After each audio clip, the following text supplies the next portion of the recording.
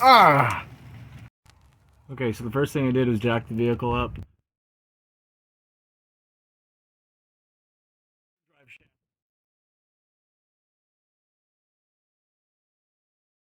right out of the transfer case. Now the next thing I need to do is focus on the front drive shaft. Okay, so I got the bolts up there zipped out for the front drive shaft. I've got this guy marked, and then I got to pry this clip off to get it out of the transfer case. There was a can that covered this right here, 15 millimeter bolts. Took that off. Oop, right there, 15 millimeter bolts. Took that off. There's the pan right there. Okay, so it started to rain. I've got this flange of the exhaust off, and I'm working on this flange, torching it. The socket I'm using is a little bit different. It's not the right one. It's not the right size. It's the right size socket, but it's not the right size drive. So I don't have the leverage I really need. I might have to go get a new socket, which sucks. But yeah, trying to get this guy off. Heating it, PB blasting it, heating it, PB blasting it. So far, it's not coming out. I don't know if you can see me way back here, but I'm getting ready to drop the four-wheel drive, the transfer case. So I'm going to support it with my jack. I've got the transmission supported. I need to get that cross member out of there.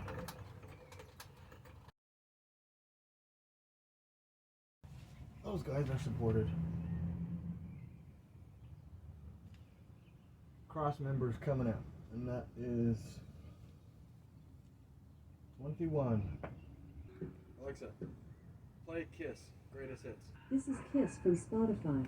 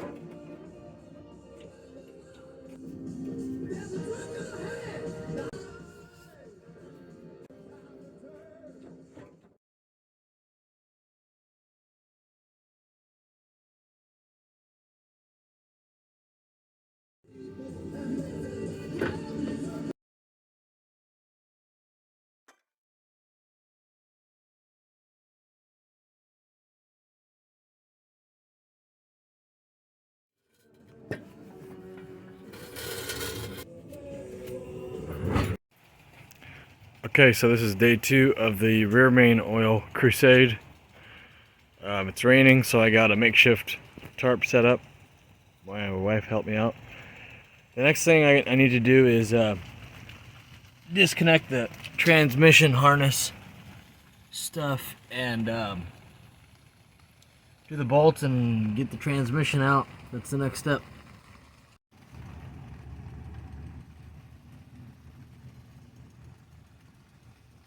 Ah! I gotta get these plugs off.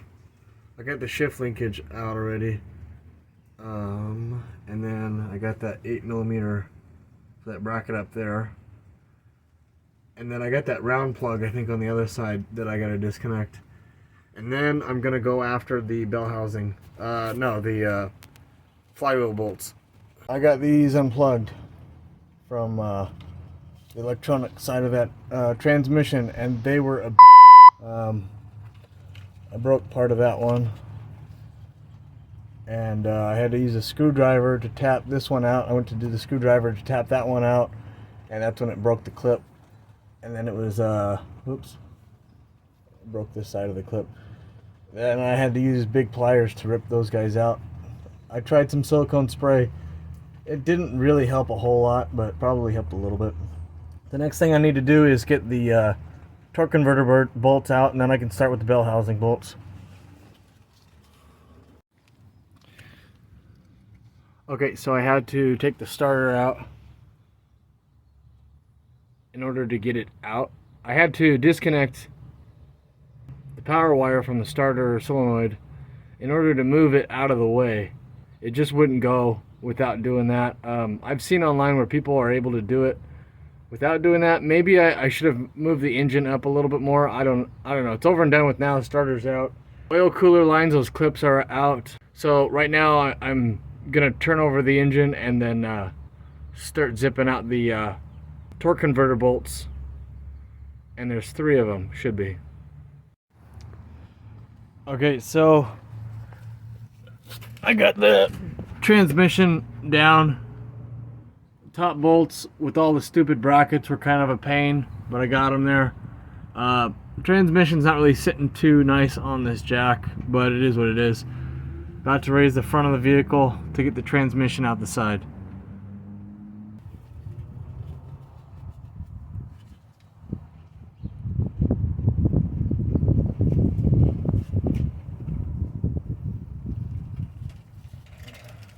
Ow.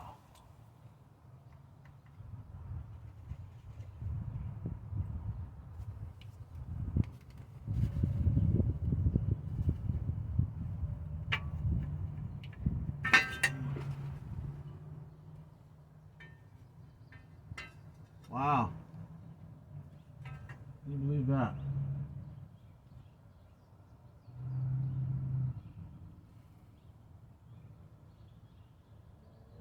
Some idiot put this flywheel on wrong.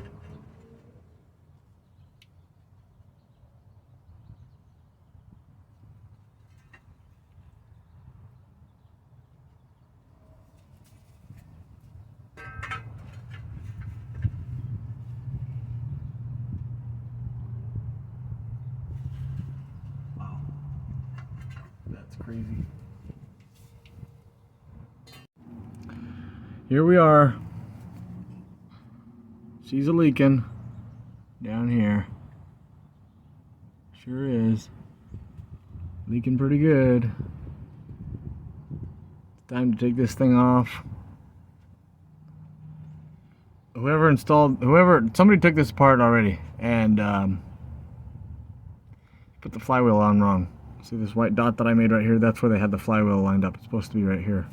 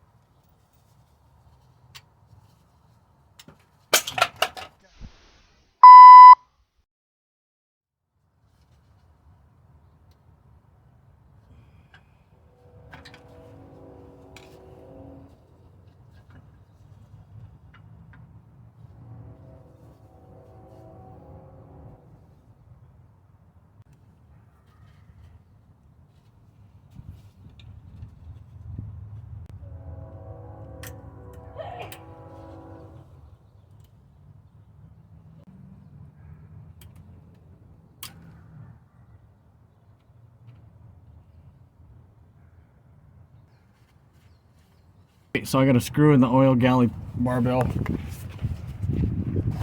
Get ready to pry that sucker out. Hopefully, fingers crossed, it comes out.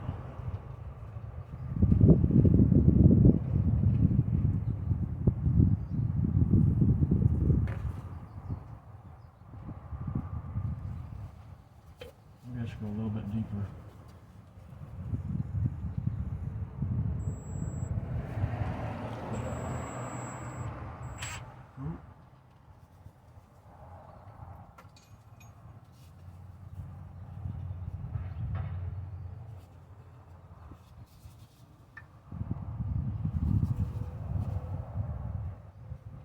Yeah, baby.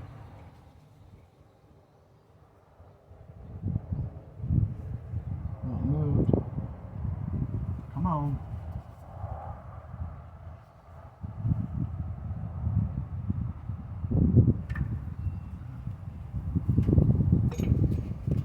Oil! Oh no!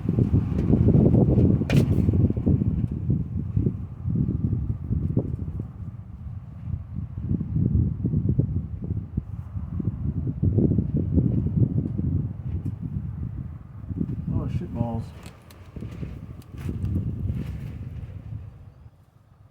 That's kind of a lot.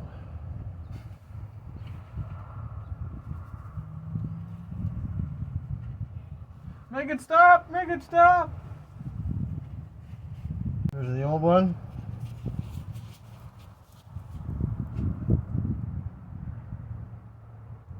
O-ring is flat.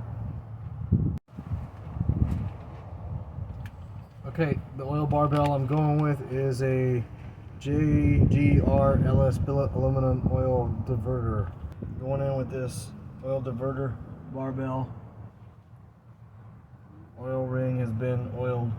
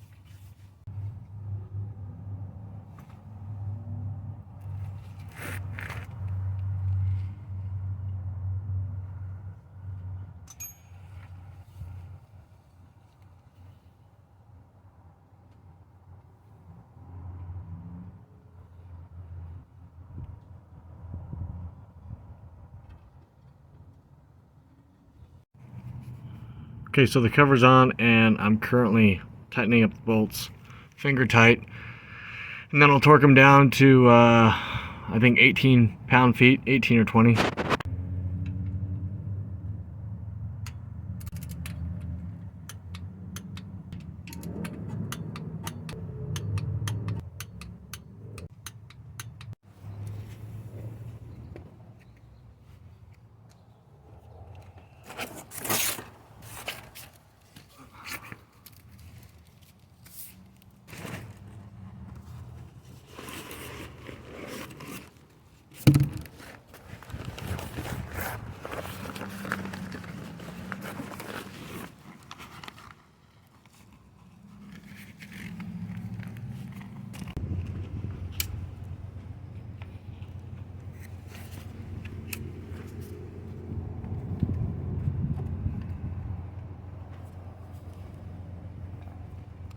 Anyone gave me a new O-ring, or snap ring.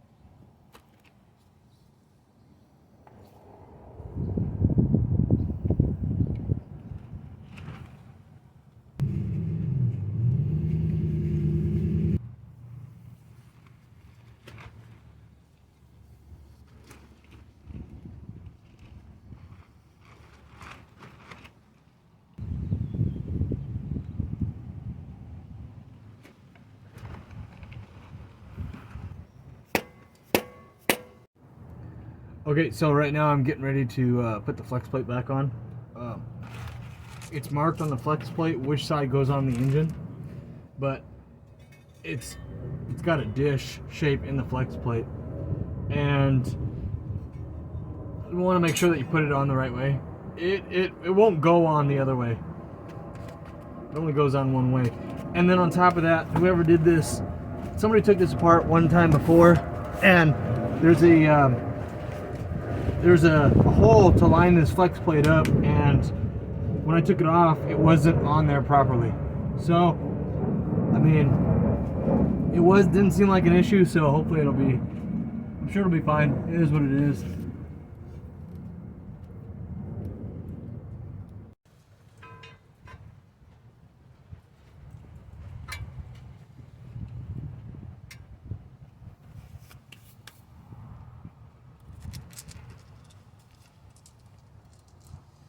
And I'm going to put some blue thread locker on these bolts, and they're going to get torqued to a certain specification. Flex plate is back on. Bolts are torqued down in 3 steps: 15 pounds, 37 pounds, and 74. Brother-in-law held the crankshaft while I torqued them down, and they've all got blue thread locker. Next step is prepping the transmission.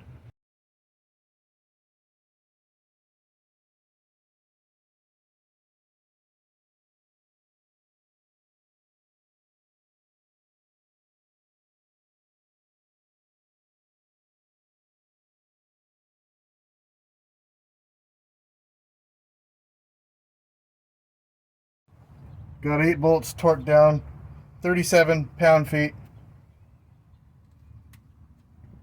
Those are 15 millimeter bell housing the engine. So the next thing I need to work on is getting the brackets back on the studs for the top 3 bolts, which is not going to be fun. Tightening those up, and then I need to get the flex plate to torque converter bolts on and torqued.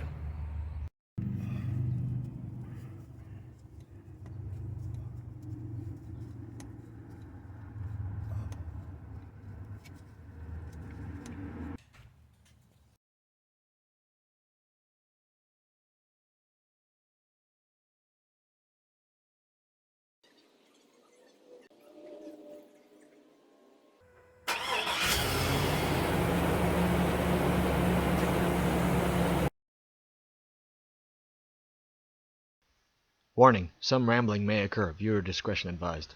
Finally buttoned everything up on this thing. Took a little bit longer than I expected. That's okay.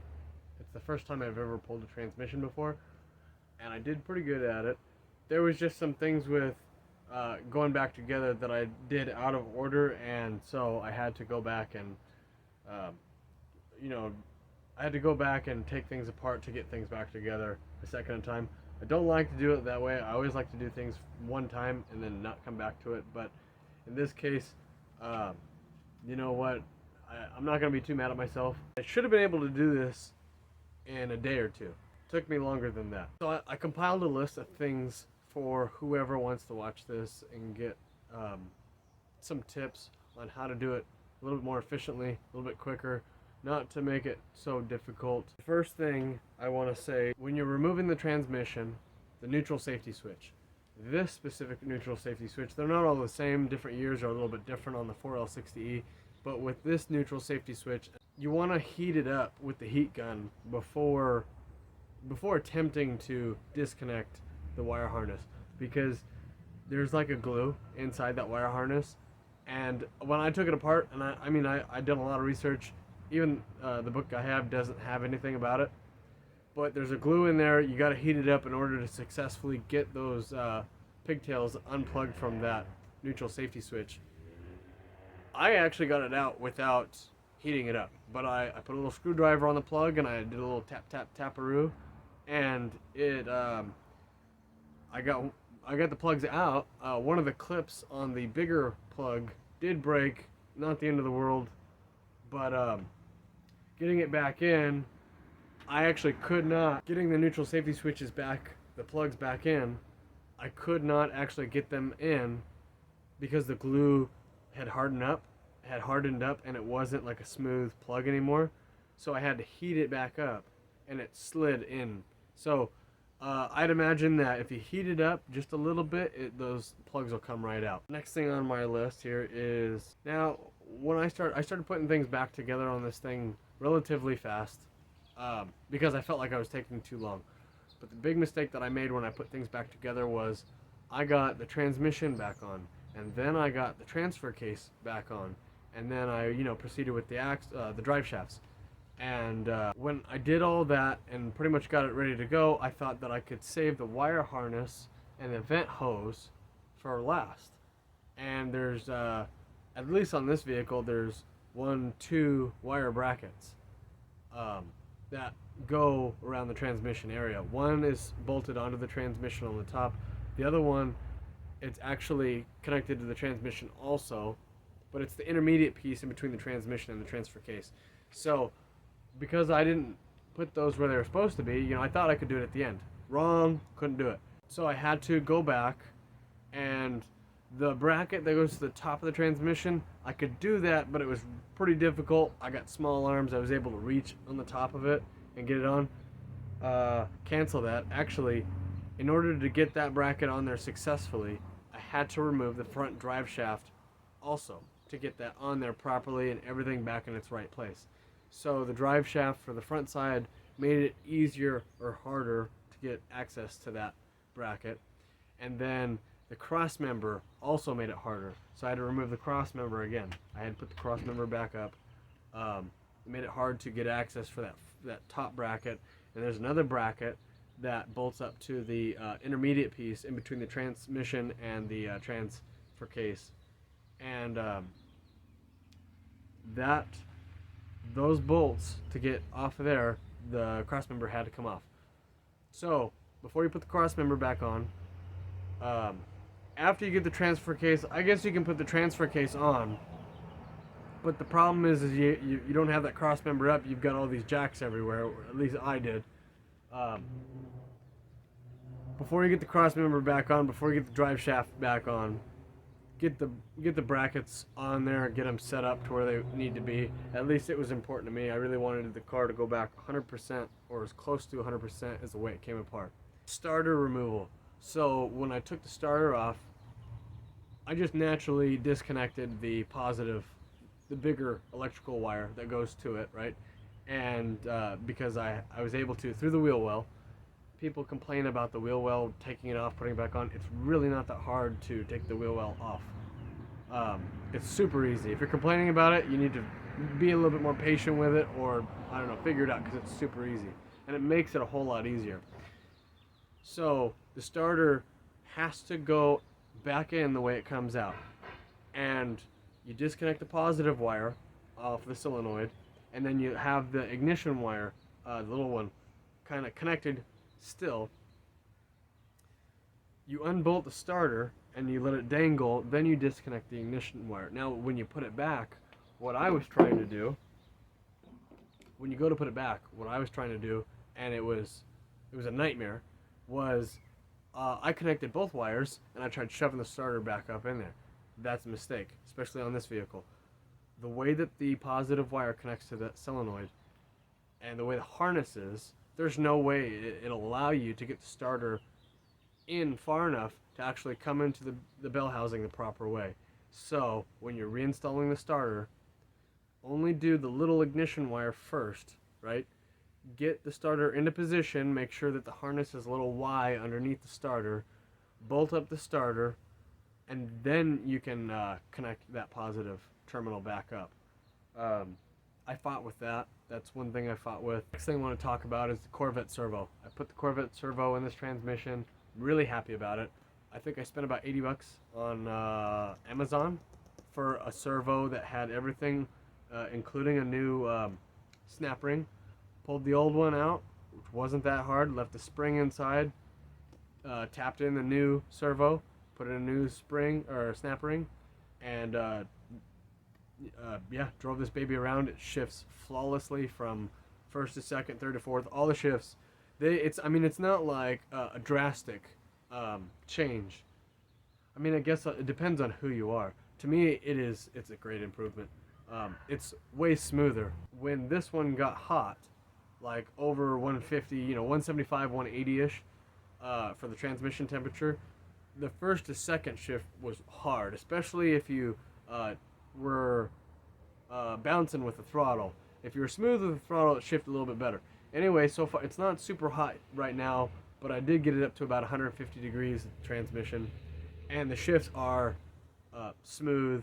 You can almost barely tell that the transmission's shifting.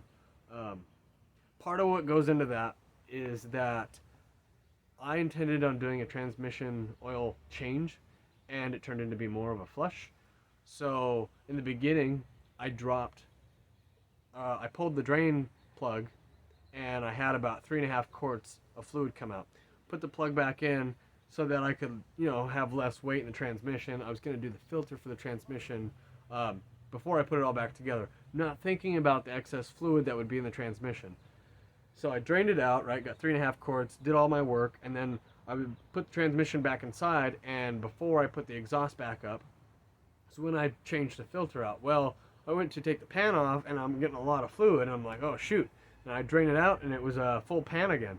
So I went through about 8 quarts of transmission fluid. That is probably going to help the shifts. One reason why they're better than they were before. Corvette Servo, worth the money. Pretty simple, very simple with the transmission out of the vehicle. With it in the vehicle, I could see how it would be a little bit more of a pain, but it's you can do it, so it's not like people aren't doing it. The pinion seal. This job was the rear main seal, rear main cover. This thing was leaking very bad. To me, very bad is very bad. Some people think a little drop of oil leaking is a lot. Not to me. No, it's not good, but it needed to be done. And it's a common problem with these Chevy engines. I did the oil pan gasket, solved part of an oil leak, maybe. It needed to be done anyway. That gasket looked like crap. But this had a lot of oil still coming from the backside of the engine. And I was fairly certain it was the rear main seal until I did that oil pan. I took off the inspection cover, and I'm looking at the flywheel. I'm like, it's not wet back here. And then I thought, well, it's probably just the gasket for that rear main cover. And I already bought in the part anyway. It's been sitting for a long time. I just getting the motivation to get the job done because it's a big job. So when I pulled the transmission off and I'm looking at the rear cover, yeah, the gasket for the rear cover was toast. So it needed to be done. The rear main seal was a little wet. It was leaking. It wasn't leaking that bad, but it was leaking. So it was good to clean that up and get it back together. I did do silicone on the corners. I don't think I filmed that. May or may not have. And then I watched an LSX Matt video where he rebuilt his transmission, but he did some of this stuff too. And he talks about the cam position sensor, and he's got a little video of him lifting up his cam position sensor, and the O-ring for the cam position sensor is deep. The seal is deep into the block, and when you're first looking at it, especially with his video, it doesn't make sense on how it would leak. And if you touch that area where the cam position sensor bolts up to on the top of the block, it's pretty dry for an oil leak. Upon further review, right there in the back of the block, it's cut out, and you can see the position sensor go down in that little cutout. So it's not what it seems. And I put my fingers in there, and boom, bunch of oil. So I think a majority of my oil leak was the cam position sensor, but it was in the back of the engine. I would have had to take off the intake manifold in order to get to it, and that gasket is within a year old. I've had it changed. Probably 2 years or so I would have preferred not to do that completely. When I had that done, I had the oil pressure sender done. I wish I would have known about it then, and I would have probably had it done. But anyway, I saw that it needed to be changed, so I changed the cam position sensor. So far, I've been test driving it. It shifts great, and I don't have any leakage. Okay, so this job I did the rear main cover, which has the seal installed in it already. I didn't want to mess with just doing the seal and leaving the old cover or whatever. I just bought the whole cover that has the seal inside of it already. That cover did not have a plastic piece to center the seal on the crank. I didn't use a tool to center it on the crank. I looked up a video on precision transmissions on YouTube. The way that the guy does it on there is he calls it a karate chop. He lines up the plate on the back of the engine and he puts all of his bolts into the engine block first, not the two in the bottom for the pan. The two for the bottom of the pan, you don't put those on and tighten them up till last. You put the ones into the cover into the engine first. Get those in, torque them down. There's not a torque spec on the remaining cover bolts that you can find, but torque specs are per bolt grade and size. So if you just do 18 or 20 foot-pounds on those bolts, you'll be fine. It is important to make sure that you do it in an inside-out cross-hatching tightening pattern. So that was the main part of this job, was the rear main seal, rear main cover. Camshaft sensor, replace that. Transmission oil and filter, did that. Oil bypass barbell, I did that. I added a billet metal barbell, the aftermarket one. Not a double O-ring, a single O-ring. And that is supposed to help the filtration of the engine. Am I going to see anything out of that? Probably not. But I was already back there. That was sketchy, getting the plastic one out. I drilled into the plastic one very, very, very carefully. And then I put a self-tapper inside of it very, very carefully. And then I took a pry bar and it popped out, luckily. One of the worst things that could happen is if you drill too far into that thing, it'll crack and then all is lost and you've got all this plastic on the inside. And then the Corvette Servo. I replaced the servo on the transmission. If you're a cheapo like me, 80 bucks is kind of a lot, but it'll be worth it. So I'm happy about it. What's next for the Tahoe? The next thing I plan on doing down the road, I don't know when, is going to be a upgraded transmission cooler. And I plan to do the 40K True Cool transmission cooler. Saw it on LSX Mat, seen it on YouTube everywhere. It's the way to go. I've already put a transmission temperature gauge in my gauge cluster. Just the video that I did, it's got a lot of missing parts, but it's not so much of a how to get this done. It's my experience on what it took for me to get this done. And it is doable, you know. I've got some mechanical engineering experience, but my automotive experience, it's like I'm doing, you know, on the fly. It makes sense to me. It's just a lot of these things I've never done before. So, first time dropping a transmission, and you know what? I didn't do too bad. If you liked the video, comment, subscribe. Thanks for watching.